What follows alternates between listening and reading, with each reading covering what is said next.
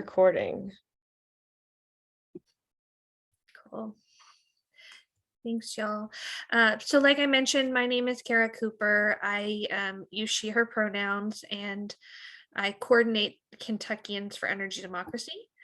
And we are a network of organizations from across Kentucky that are united to uplift the needs of Kentuckians into the energy regulatory system, and particularly working around ensuring that the Public Service Commission is holding our electric utility companies accountable for making energy affordable, equitable, clean, and safe. And it's a really cool time to be a part of the energy democracy movement because all across the country, there is a growing movement around this, and folks are coming together to really push for a new system and demand that our regulators and our policymakers do the right thing. And so you can see some of our members here. We've also got a few more folks who join us as allies in this work. And you can go ahead, Chris, to the next slide. So we've already heard a little bit about why utility disconnections are such a problem, but I wanted to share this quote that was put on our Facebook post about this event, just to kind of drive home, what this can look like for folks. And so this person posted that we got shut off during the storm after he lost his SSDI. The pipes were frozen, but I had the one plug for my nebulizer.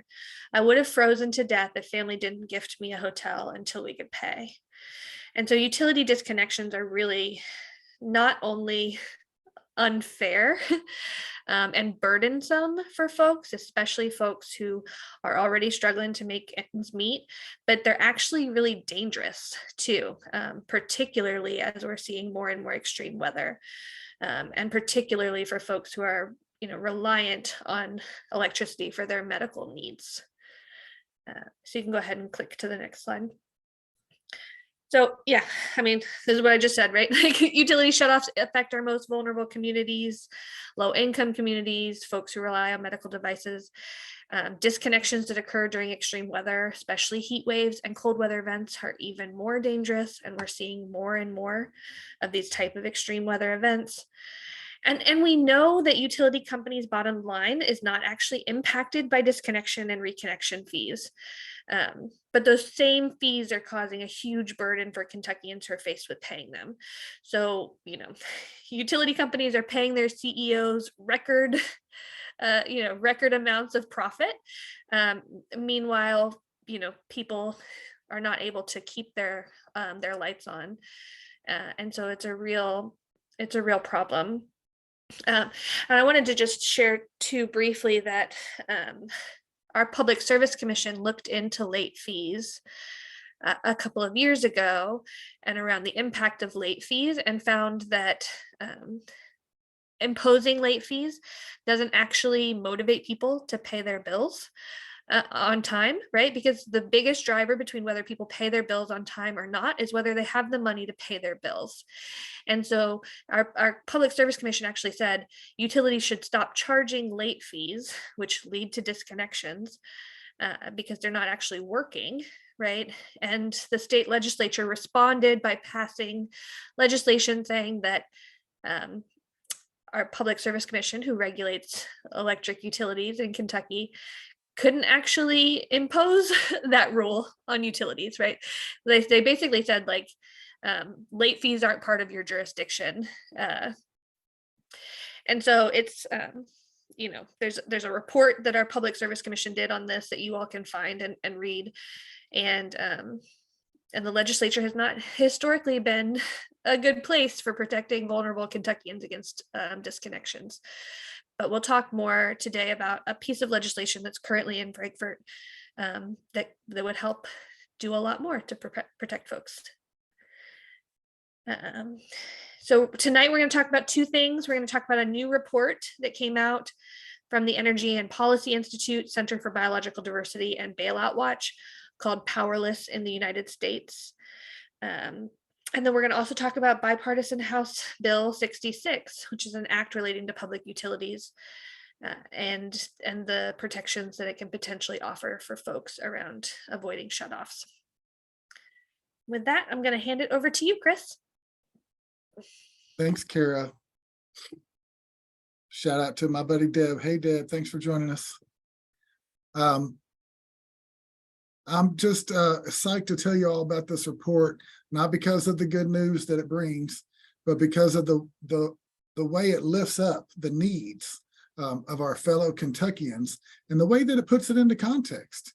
The Center for Biological Diversity and a group called Bailout Watch and some others have been keeping their eye on this for a while, and they did a similar report a couple of years back called Powerless in the Pandemic.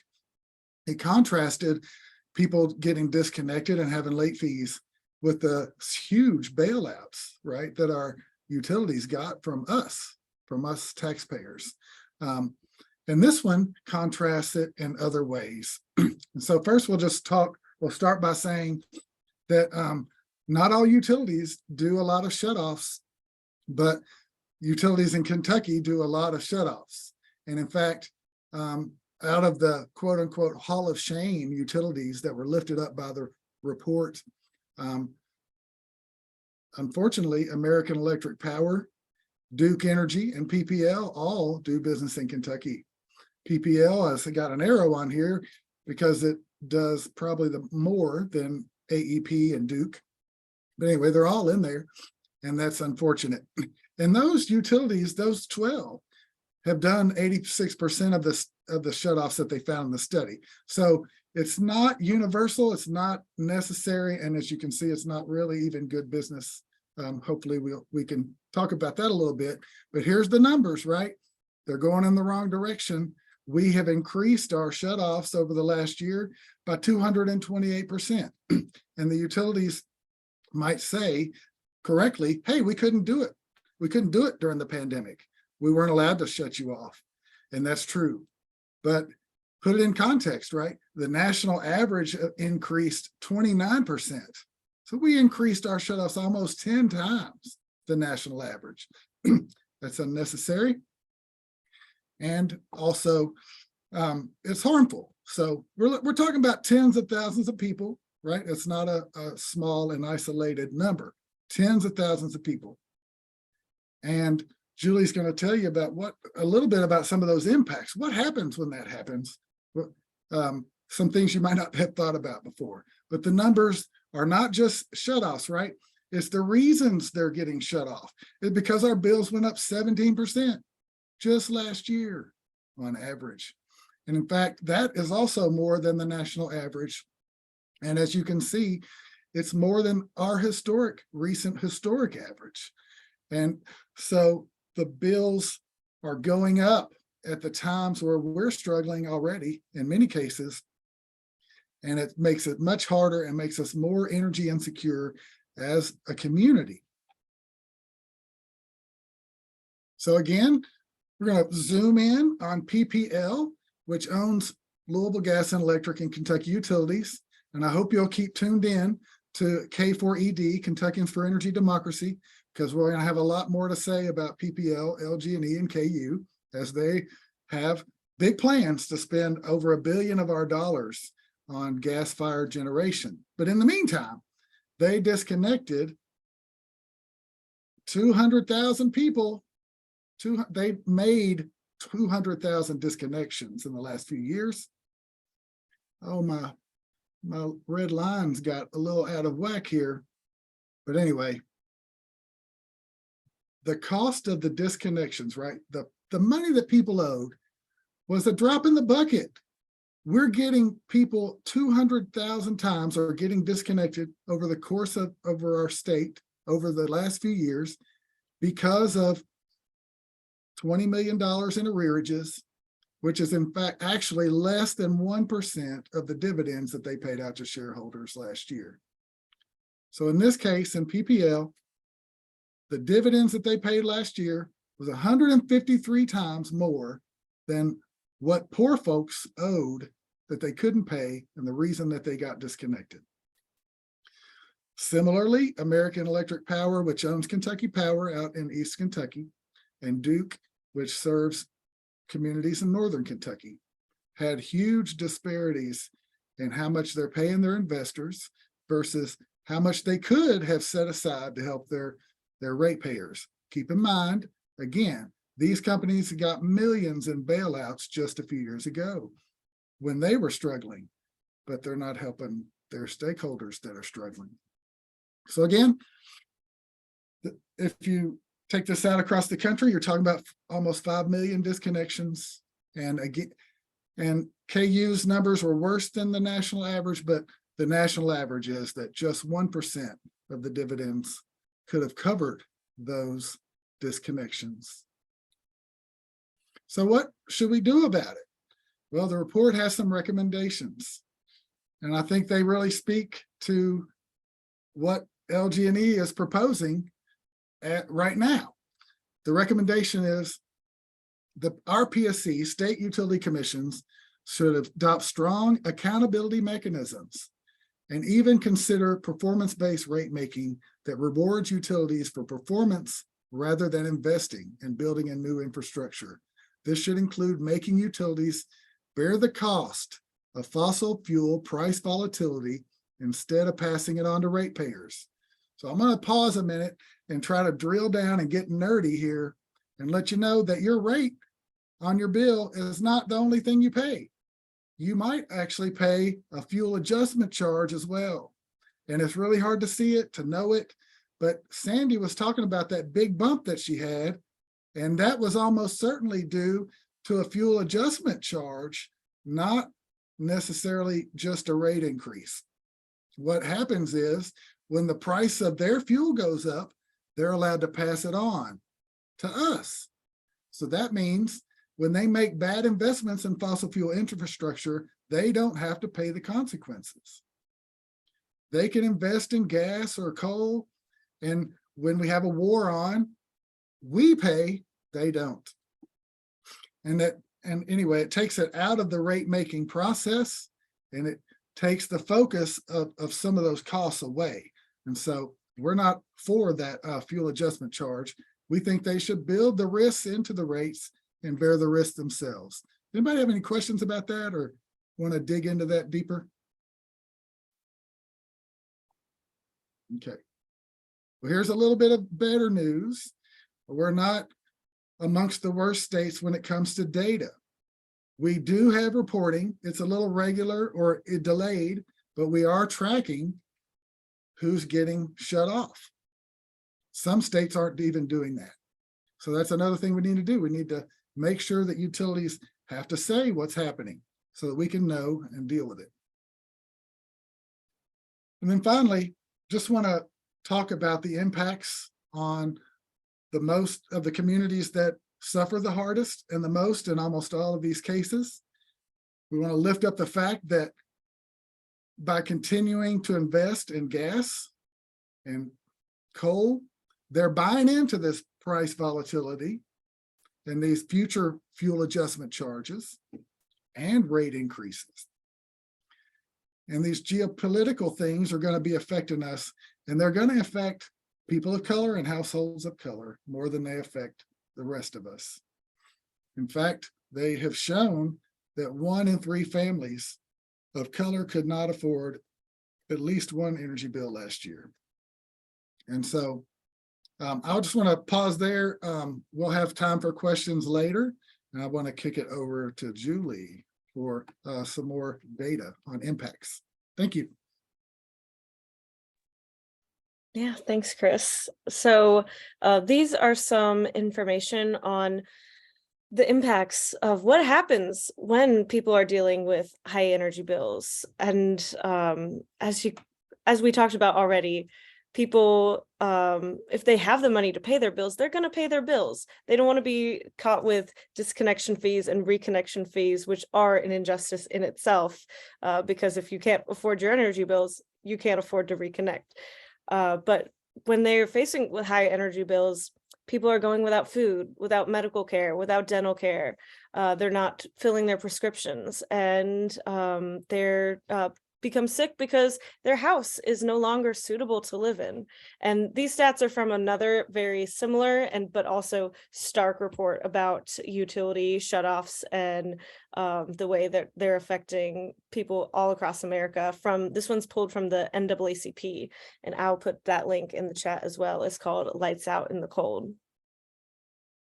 Next slide.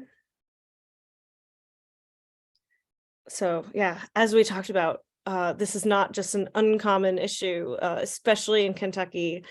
People are faced with their high energy bills that they are struggling with every day. And 1 in 5 American households have struggled to pay their energy bill. And that's 50% higher for households of color. So that is something that is not affecting everyone equally across Kentucky. And that makes it even more of an injustice that we could do something about. And we have a lot of ways that we could remedy this, or at least the utility companies and our regulators could remedy this. Next slide. And it goes well beyond just not being able to afford your bills and then neglecting your other bills and care and daily bills for daily life because you're struggling to pay your energy bills. It also increases the impacts of extreme weather events on households.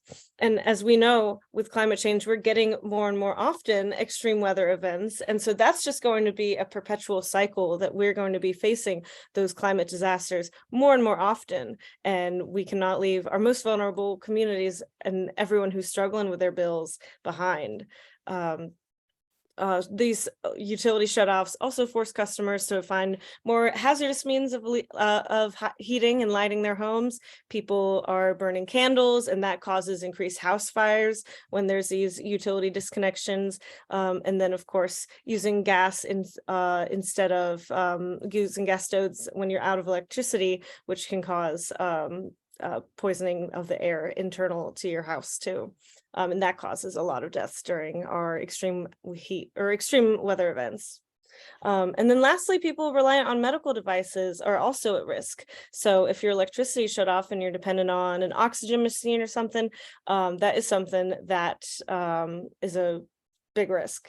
That it's a human rights violation to be cutting that off and causing people to die. So a quote from that NAACP report was someone named Bernard from Detroit who said, "These companies are getting rich while we freeze to death." You can go to the next slide. So yeah, so these companies are getting rich while we freeze to death. And what can we do about it? What is the policy changes that we can make? Well, that leads us to House Bill 66, which, as Kara said, is actually some really good legislation that we have the chance to act on right now in the state legislature. So if you look at the Powerless in the United States report, it has some very specific policy recommendations that that any public service commission or public utility commission in any state could do. And so our energy regulator, the Public Service Commission, or the PSC, could take these recommendations for number one, a permanent state moratorium on utility shutoffs, or number two, the seasonal protections, where when you're having these extreme heat events or extreme cold events, you could not allow the utilities to disconnect during that time. Or number three, preventing the shutoffs with our more vulnerable populations, such as elders, infants, seriously ill people. And that includes people who are really dependent on those medical devices that are dependent on having current electricity that is consistent and reliable. So what does House Bill 66 do? Well, it basically takes all of these recommendations and puts them into effect for the Public Service Commission to be regulating our utilities with. So it prevents the utilities from disconnecting service during National Weather Service declared extreme winter or summer events. So it takes those seasonal protections into account. Number two is that the protection of the vulnerable groups. So if someone has a note from their doctor or community service provider that they have, for example, a medical need or medical devices, they will be exempted from any disconnections that would threaten their health or safety. And then number 3 is any customer who is paying their 10% of their bill or paying $200, whichever is less, will be prevented from being disconnected. So they, instead of piling on the disconnection fees and the reconnection fees to people who already cannot pay their bills, it's going to say, if you can start to pay part of your bill, then you can get your energy back. So I also wanted to kind of broaden this out. This is also talked about in that NAACP report. Preventing utility disconnections is that, Band-Aid that when people can't pay their energy bills, preventing that from reaching emergencies and preventing that immediate illness, death, and just piling up on the bills that is overwhelming for people. But there's also things we can do with our infrastructure, or things that our utilities could do to help not have our energy bills so high in the first place. And so there's bill assistance programs like LIHEAP, there's weatherization programs, energy efficiency programs, or even our utilities could have pay-as-you-save programs or inclusive financing that enables people to pay for those energy efficiency upgrades for their homes, so that we wouldn't be in this place in the first place. And so that's something, this is all policy choices that our utilities are making. So they could choose to continue their disconnections, or they could choose to enact these programs that would actually help everyday quality of life for people. So yeah, they would have multiple benefits. These weatherization and energy efficiency programs really would improve the infrastructure, improve the health of old buildings, and improve the livability of those buildings, improve the livability of our communities, at the same time as lowering everyone's energy burden and preventing those high energy bills from starting to pile up for people in the first place. So these are all policy choices that that the utilities are making, that the Public Service Commission is making, and that we can make when we are telling people to pass this House Bill 66 and make these changes in our regulations. So so what can we do right now? Well, so the House Bill 66, even though it is this great bill that is bipartisan, has co-sponsors from both sides of the aisle, and it's also, taking into recommendation all of these policies from this new report. So all around great, well-supported legislation. So what's happening to it? Well, it has not been assigned to a committee yet, which means it is sitting with House leadership in the Committee on Committees, which of course is controlled by the Republican supermajority that's currently in the legislature, which they have made a rule change that allows a bill to sit in that Committee on Committees for the duration of the session. There's no limit. They don't need to assign it to a committee until they decide on their own or feel the pressure to then move it on to a committee and really get it moving through the legislature from there. So it really should be moving to the Natural Resources and Energy Committee, but it's right now just sitting with House leadership. Tomorrow we have a call-in day that is, and there's lots of other things you can do, but really you can take 5 minutes tomorrow and call your legislature. And so there's, well, going back to that last slide. So there's lots of things you can do, but specific asks that we can have is for the House leadership to move it and assign it to a committee, namely the House Resources and Energy Committee. And then also anyone's legislator, your representative can be a co-sponsor. So we already have 3 co-sponsors, again, bipartisan co-sponsors. So that's really rare to see that cooperation in our state legislature. So, but it could even have more. So you can make the ask to your specific representative to also co-sponsor it. And then again, tomorrow we're making calls, but you can also send emails. There's a lot of, and then you can make it known that when you're making a call, share it on social media and say that, like, I'm making a call for our legislators to take action on House Bill 66. It is effective bipartisan legislation that is going to prevent utility shutoffs and save lives in Kentucky. Next slide. So yeah, so tomorrow, we specifically have a call-in day that we've organized to have time slots in 5-minute increments all across the day, and just so that we can let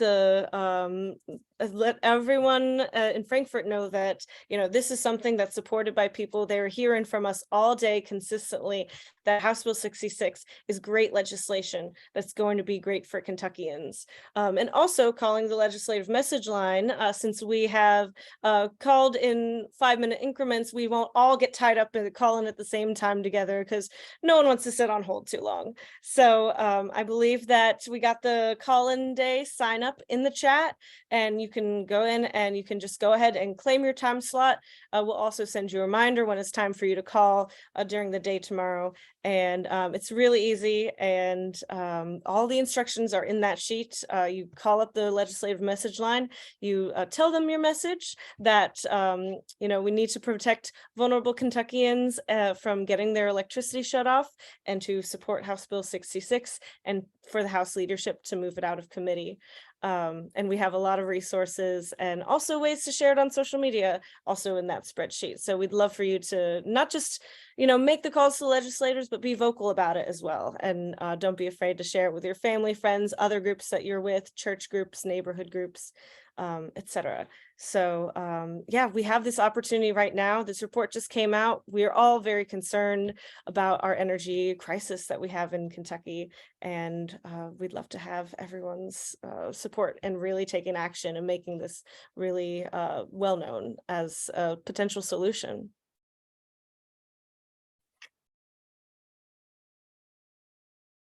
And if we could go to the next slide, I think. Yeah, so what else can you do? So you take action tomorrow, you spend 5 minutes calling the legislature, you know, super simple, quick and easy. Then you post on social media, maybe that's another 5 minutes. But what else can you do? There's always a lot of possibilities for really making sure things are heard and they are passed through in the legislature. So you could schedule a virtual meeting with your legislator, or you could even meet them face-to-face in Frankfort. And then we at Kentuckians for Energy Democracy, specifically me and Corey at KFTC, are more than happy to coach you through a virtual meeting. We'll help you schedule it, sit in on it with you, and really just make sure that our legislators are listening to our Kentuckians, and that we are being heard, and that energy justice is an issue that is elevated, especially in this legislative session. And then there's also, you know, if you just want to make calls all day to the legislative message line, then there's other very pertinent issues along with House Bill 66 that you could take action on. So there's Senate Bill 4, which is trying to add extra steps for basically the shutdown and retirement of coal-fired power plants. They're trying to make it harder and add extra steps so that we are preventing the coal from being shut down. There's confirming the next public service commissioner, which is Senate Resolution 46. And then there's other action alerts from the Kentucky Conservation Committee. So watch out for those. Our partner there is like wonderful with having a slew of resources. So I see Can I jump in, Sandy. Julie? Sandy raised a hand. Yeah. Hi there. I call the legislative line almost daily. I'm a Democratic volunteer here in Louisville. We have another volunteer who lives to follow the bills. And and she is so trustworthy that if you've ever tried to follow all the bills, you could easily lose your mind. And, sense.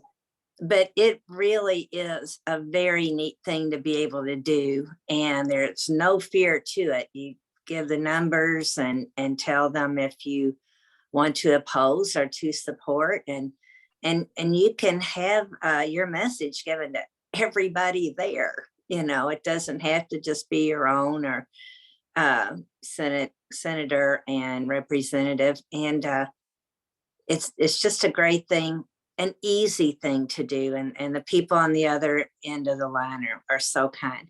But I'm a little confused about House Bill 66. And did you say it's not in committee yet, or? No, yeah, so It's- it is not assigned to a committee yet as of right now. Okay. It would likely be assigned to natural resources and Mhm. energy, but that hasn't happened yet. House leadership. Mhm. hasn't approved it. So you actually can follow these bills that are not in committee and go ahead and say if you want to support them or not. Yeah. I was unaware of that. Okay, good. Yeah, Okay, so all right. I'll try and clarify real quick too, Sandy. So what we'd Mm. like to do tomorrow is put some pressure on House leadership to put it in committee, because Okay. it can't go anywhere until it gets assigned to a committee. Yeah. Okay, And so we'd like them to put it in committee as soon as possible, because for folks who follow our state legislature, you know that this is a short legislative session. So we yeah, don't have a ton of time left. Best case scenario, we get some pressure on them, they put it in committee and we can get it to move this year. You know, second best case scenario is that we start the conversation with legislators about this important Mhm. legislation. And we set the stage for it to pass next year during the long session, but that means, you know, how many disconnections Yeah. in between now and Yeah. then, right? And okay. yeah, and Sandy wasn't even a plant. She just chimed in on her own and shared how easy it is to do. Yeah, And we were actually going to ask for some examples of folks who had called in and yeah, killed it. So thanks. it's fun. Okay, sorry, I didn't mean to steal your thunder. No, you're great. No, That was you're perfect. That was- perfect. We couldn't have yeah, scripted you better. All right, good, thanks. Wallace, did you have a question or Wallace. something you want to say?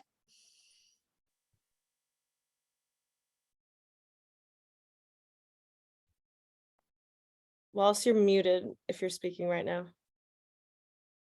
Oh, must have disconnected. But yeah, just to reiterate with everyone, yeah, our ask for with our big call-in day tomorrow, everyone can just take 5 minutes and make that ask specifically to House leadership, which is also known as the Committee on Committees. You might hear people call it that. So messaging House leadership and say, put House Bill 66 in a committee. So that will start the process, move it along, and then when it's in committee, it will you know, continue to have potential to move along that process. But that's our ask. It's also all written in a script in one of the tabs labeled detailed instructions on that spreadsheet. So when you sign up for a time slot and go in tomorrow to double check what your time slot is, you can just read that script and it's got word for word what you might want to say. Of course, you're free to say anything you want, especially if you have your own story of dealing with high energy bills or utility disconnections. But you know, the basics of what, if you want to have a quick and easy call, it's all going to be on that script. Okay, you didn't speak to my question, which was which public service commissioner would Senate Resolution 46 confirm? Oh, that would be Mary Regan. Okay, thank you. Yeah. So that actually is that Senate Resolution 46 is actually moving on to a committee tomorrow. It's going to be heard in committee.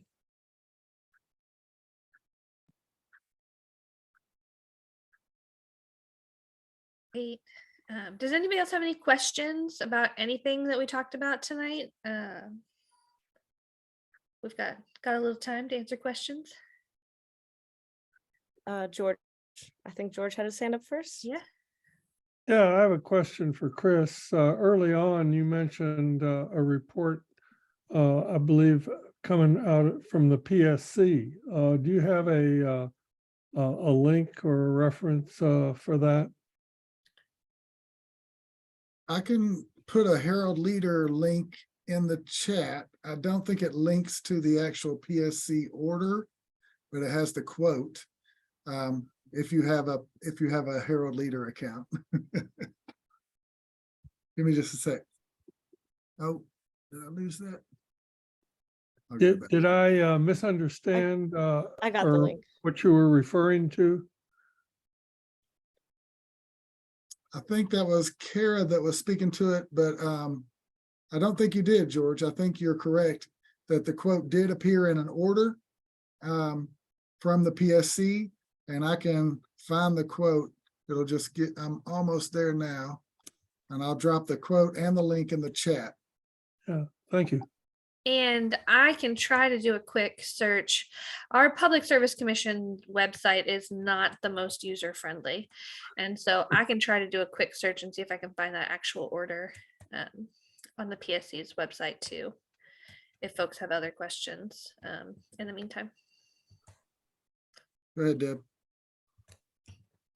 And if y'all are interested, we can also send out that order and a PDF of that Lexington Herald article afterwards, if you all are interested.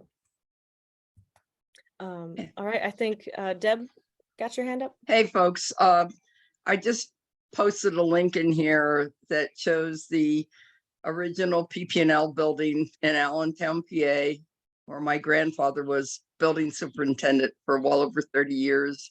And my sister worked for one of the vice presidents till she started having kids.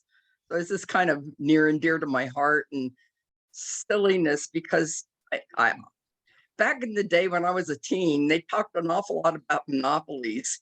I mean, what's I don't understand what's happening and how PP&L's buying all this stuff all over the country. But anyway, my question is if this doesn't happen before the session is over, do you guys have any kind of plaques or anything, like boards with information on that could be used at a Earth Day celebration on April 22nd? Last year, I tried to show the climate story movies that are on the KFTC site on my computer, but you really couldn't see my laptop in the sunshine at the event. So if you have something like that, if this is going to carry on to next time, I sure would like to have some literature, whatever you have, that I could take to the Earth Day. And it might be a good thing to try to do for all the Earth Days that people might be celebrating, just to have an idea. Thank you. Yeah, Deb, I just dropped in the chat our email address. Send me an email and we'll connect about that, and I'll get you some resources that you can have at your Earth Day table. Yeah, I love that idea. Sorry, I lost the presentation for a minute. I just wanted to jump in real quick with a comment. I'm finding it a little bit of pushback, right? When I talk to people about, hey man, why should people who can't afford to pay are getting disconnected? And people will say, well, of course they will. Like, how else would a utility do business, et cetera, et cetera? And I just want to lift up the fact that, right, there's utilities across the country that are not doing this. But the utilities that have the penalties, the late fees, the disconnections, and in fact, the high CEO pay, they're actually making less. The profitability is worse than these other companies with more progressive ways of doing business, right? That's in the report too. So I just wanted to lift that up. It's not necessary. It doesn't help us to punish these poor folks. It doesn't make our rates any less. So we just need to keep pushing and make folks understand that it's just that it's not that many people, it's not that much money compared to what they're making. It's a drop in the bucket. You know, they're about ready to spend another billion of your dollars and get 10% return. So we should hold them to a higher standard. They are a monopoly, and therefore they need to be held to a higher standard. So Kara, I think you wanted to plug K4ED. Yeah, thanks y'all. Yeah, so we would love to have you follow us on social media to stay in the loop about other energy regulatory issues. We're on Facebook, Instagram, and Twitter. You can also sign up for our newsletter. I'll drop the link for that in the chat as well. And we send out action alerts. A lot of our work is around the Public Service Commission and driving in public comments during different PSC cases, and just educating folks about the important role that the Public Service Commission plays in managing our monopoly utilities. But we also obviously weigh in when there are related legislative issues like House Bill 66 as well. So yeah, follow us, sign up for sign up for our newsletters. They go out maybe once a month. So we're not gonna spam you. And then, like I said, you can email us directly at Kentuckians, the number 4, energydemocracy@gmail.com with any questions, follow-up questions. If you need me to email you these links, or you want to, think of a question later on, feel free to send it our way. Really appreciate y'all coming out tonight to talk about how we can protect folks from disconnections. Happy to answer some more questions if folks have them. And Julie just dropped a poll. And yeah, so I'm just curious to hear from everyone. What if you are going to be one of the people to join our call-in day tomorrow, or if you're interested in doing more, if you're interested to talk to your legislators, again, me and Corey, we're going to be more than happy to help walk you through that, or help you get connected and even trying to schedule with the right person, and then sharing it on social media to raise awareness, and then putting pressure on our utility companies and as well as our utility regulators. And again, that's what Kentuckians for Energy Democracy is all about. So join our email list if you want to continue to put pressure there. And KFTC also has got some stuff in the works to put pressure on Kentucky's utility companies, especially LG&E and KU. So definitely connect with me and join our local working groups or local work. And I'll be happy to chat with you all about that one-on-one if you're interested. All right, I'll close the poll in 3, 2, 1. I'd like to praise Chris for the comments he made. It's good to know that the utilities that are doing business more humanely are more profitable, and we need to put the public back into public utilities. And I think this is a message that we need to carry. I appreciate KFTC and Kentuckians for Energy Democracy helping to highlight that message.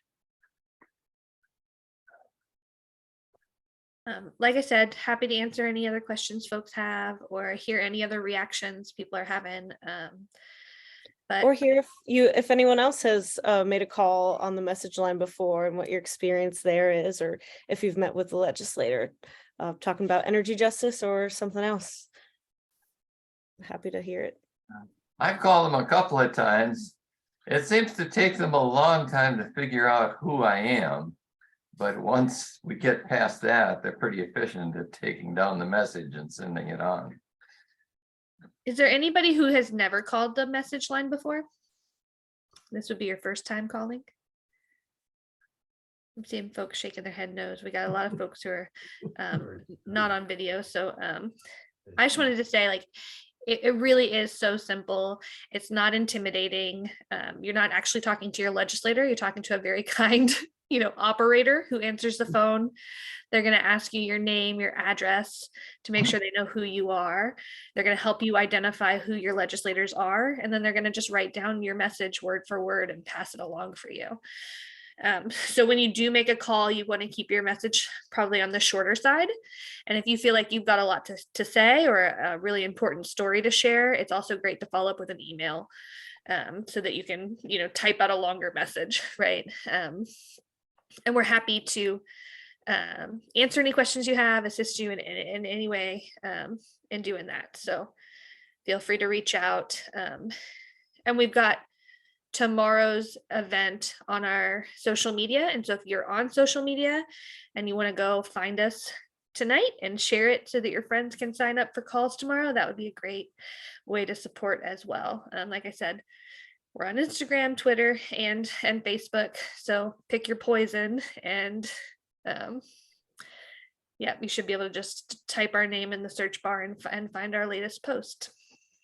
And George, George, yeah, George, go ahead. Yeah, I don't remember who it was. Somebody had mentioned that helping to set up, virtual or otherwise meetings with legislators. What kind of a time frame are we talking about, given the shortness of the session, or are we just talking about kind of arbitrarily at any time? Yeah, well, really, we'd be talking about, doing something in the next week or two because of the shortness of the session and the urgency of taking action on this bill, especially right now when this is our chance to stop utility disconnections for the next year. But, if that just doesn't work out, then, if it doesn't just this legislative session, then there's always opportunities to meet with them and just share about this bill and the issue of disconnections in this report in the future. But ideally, taking action right now. Well, yeah, I was just wondering what, if in order to try to do that, what sort of timing or coordination or information about who was interested you were trying to collect, and what kind of time frame in order to get in ahead of the end of the session, or at Yeah, least the end of the time when bills can actually be acted on. Yeah, so George, I think it'd be great. We can send a follow-up email to folks who participate tonight and tomorrow. So maybe on Thursday, we'll send an email to everybody, and you can just reply to that email if you're interested in setting up a meeting, and we can help you walk through that. I think that's probably the easiest way for us to do that. And then, like Julie said, if we don't see movement on this in this short session, this is an ongoing issue that we're really concerned about. And so it just means there's an opportunity for us to really build some relationships with legislators over the next year before the next legislative session. Sure. So hopefully it great. passes. And if not, we'll continue to work on making sure folks get protected. Great. Well, thanks so much again, y'all, for coming out. And a big thank you to Micah and Marissa for the really important and super hard work you're doing in your community, trying to help people keep their electricity on. I do not envy you being in that position, and really hope that we're able to figure out a way to get some relief for folks and make your jobs easier.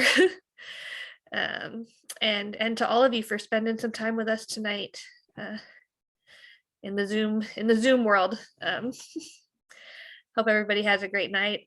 Hope your calls go well tomorrow, and look forward to hearing more from y'all in the future. Thanks, everybody. thank you. Thank you. Have a good evening.